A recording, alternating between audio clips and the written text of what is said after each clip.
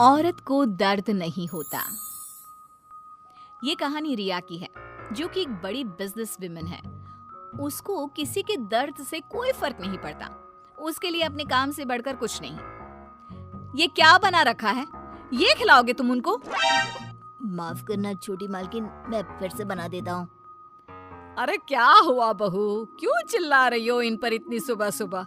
अब क्या कर दिया इन्होंने?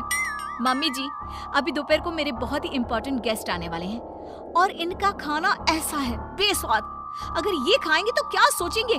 इनको अभी के अभी नौकरी से निकाल दो। मुझे ऐसे लोग काम पर नहीं चाहिए जिनको ठीक से काम करना नहीं आता। अरे लेकिन बहू, ये बहुत सालों से हमारे लिए काम कर रहे हैं, ऐसा कैसे निकाल दे?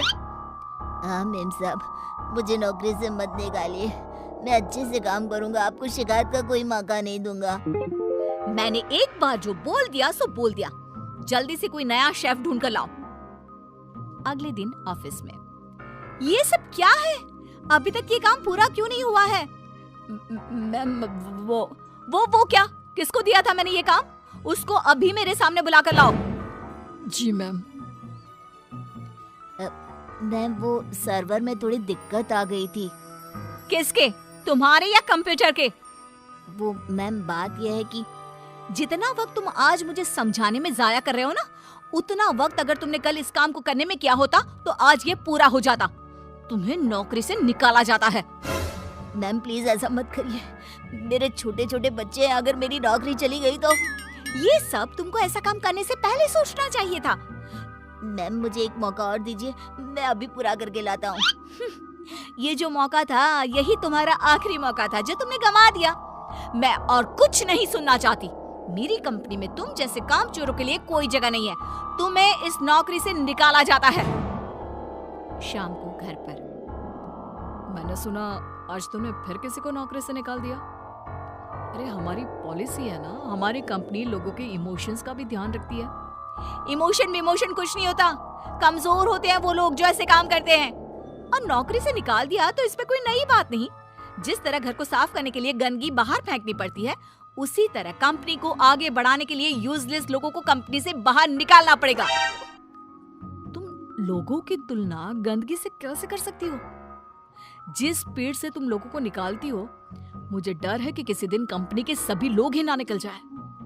फिक्र मत करो, ऐसा कभी नहीं होगा। ऐसी बड़ी कंपनी में काम करने के लिए लोग तरसते हैं। जिनको नौकरी लग जाए वो खुशी से पागल हो जाते हैं। तो ऐसी कंपनी कभी खाली हो ही नहीं सकती। वैसे भी मुझे किसी की इमोशन से कोई लेना देना नहीं है। लेकिन बहू, तेरे स्वभाव को देखकर लगता है कि जरूर खाली होगी। अरे बहू, लोगों को दर्द होता है तो ये क्यों नहीं समझ पाती है? मम्मी जी, आप कब आई? आपको क्यों ऐसा लगता है? दर्द कुछ नहीं होता। कम से कम मैंने तो इस दर्द नाम की चिड़िया को कभी फील ही नहीं किया। क्योंकि बहू तो दूसरों की भावनाओं की कदर नहीं करती। दूसरे क्या सोच रहे हैं, क्या कर रहे हैं, वो क्यों नहीं कर पा रहे हैं, किसी की परवाह नहीं करती। ऐसा नहीं होता बहू। तो मम्मी जी, आप कह रही हैं कि मैं दूसरों की पर्सनल कामों के लिए अपना काम रोक दूं और उनसे उनका दुखड़ा सुनूं? हाँ बताओ भाई, क्या हुआ? नो वे। नहीं बेटा, मेरा मतलब ये है कि तू बस एक गलती होने पर लोगों को काम से निकाल देती है। ये भी नहीं सोचती कि अगर उसे काम से निकाल दिया तो उसका घर कैसे चलेगा, वो अपने बच्चों की फीस कैसे भरेगा। मम्मी जी, आपका मतलब है वो कितनी भी गलती करे मैं उनको माफ कर दूं और वापस ले आऊं? मम्मी जी, अगर मुझे ऐसा ही करना होता तो मैं कंपनी नहीं खोलती, कोई धर्मशाला खोलती, ताकि जिसका जब मन करे आए और जब मन करे जाए। माँ का वो मतलब नहीं है। माँ बस इतना बोल रही है कि अगर वो गलती करते हैं तो उनको डांट लिया करो, समझा दिया करो। लेकिन नौकरी से निकालना बहुत ज्यादा नहीं हो गया? मम्मी जी, आपको भले ही ऐसा लगता हो, लेकिन मैं इतनी बड़ी कंपनी ऐसे ही नहीं चला रही हूँ। ऐसे बहुत देखे मैंने और मैं ये अच्छी तरह जानती हूँ कि ये कैसे सुधरेंगे। इसलिए आप चिंता मत कीजिए और आप प्लीज मेरे कामों में दखल मत दीजिए। मुझे अच्छी तरह पता है कि मैं क्या कर रही हूँ। एक दिन अचानक से रिया की बेटी की तबीयत बहुत खराब हो जाती है और रिया कंपनी की जरूरी मीटिंग छोड़ देती है। बहू, तू यहाँ क्या कर रही है? तेरी तो बहुत जरूरी मीटिंग थी ना? मम्मी जी, आप ऐसे समय में मीटिंग की बात कैसे कर सकती हैं? और मेरी बेटी कहाँ है? क्या हुआ है उसको? डॉक्टर ने क्या कहा? यूं अचानक से बेहोश कैसे हो गई? उसका बीपी लो हो गया था, जिसकी वजह से वो चक्कर खाकर गिर पड़ी और उसको थोड़ा बुखार भी है। अच्छा हुआ, कोई ज्यादा घबराने वाली बात नहीं है, मैं तो डर ही गई थी। और बहू तेरी मीटिंग, उसका क्या हुआ? तुझे तो भारी नुकसान हो गया होगा। होने दीजिए मम्मी जी, मेरे लिए इस वक्त मेरी बेटी से बढ़कर कुछ भी नहीं है। ऐसी मीटिंग्स तो फिर आती रहेंगी। लेकिन बहू, कुछ दिनों पहले तुमने ही कहा था कि किसी के निजी काम के लिए तुम्हारा काम नहीं रुकेगा, तो फिर ये सब क्या है? मम्मी जी, आपको क्या हो गया है? ये किसी का भी निजी काम नहीं है, ये मेरा अपना निजी काम है।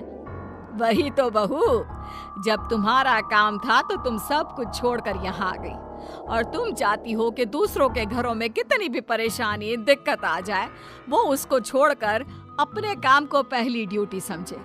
लेकिन वही चीज अगर तुम्हारे साथ हो तो तुम अपनी पहली जिम्मेदारी अपने परिवार की तरफ समझती हो, उसके बाद तुम्हारा काम। ये कैसी नाइंसाफी है?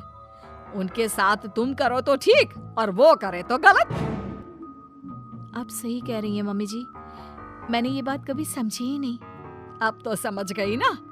अब से उनके साथ कुछ ऐसा मत करना, उनकी भी परेशानी समझने की कोशिश करना।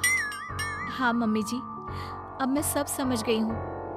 मुझे अपनी गलती का एहसास हो गया है। शायद सही कहते हैं लोग, जब तक वही दर्द आप खुद ना झेलो तब तक आप दूसरे के दर्द का अनुमान नहीं लगा सकते। मुझे ये देखकर अच्छा लगा बेटा कि तुम्हें बहुत जल्दी अपनी गलती का एहसास हो गया।